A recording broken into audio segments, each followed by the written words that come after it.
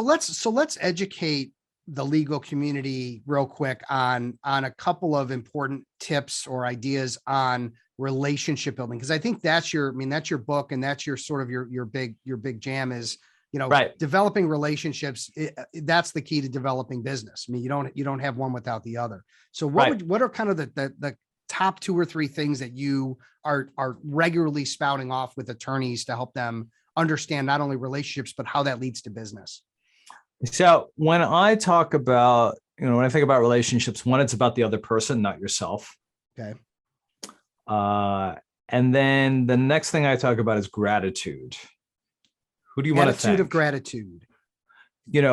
I often talk about appreciation as currency, and you have this amazing currency that you can be leveraging.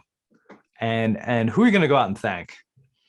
And so what we'll do is, too often the classic BD is like, all right, go make a list.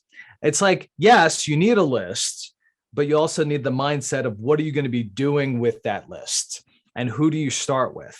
And so when you're talking about attitude of gratitude, who are those mentors? Who have been there for you? Who are the people that you know, like, and trust? It's always easy to start with the warm and friendlies first, and then expand out from there.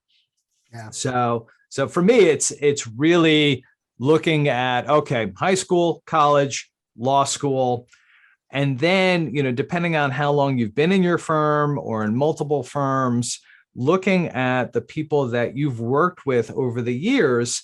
And that's where you start. You start with the people that you already know.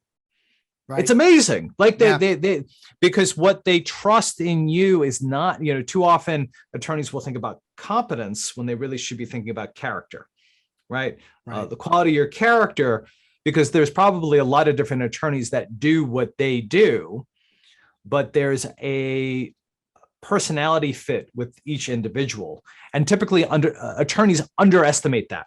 They underestimate their own character, their own personality, and why people work with them.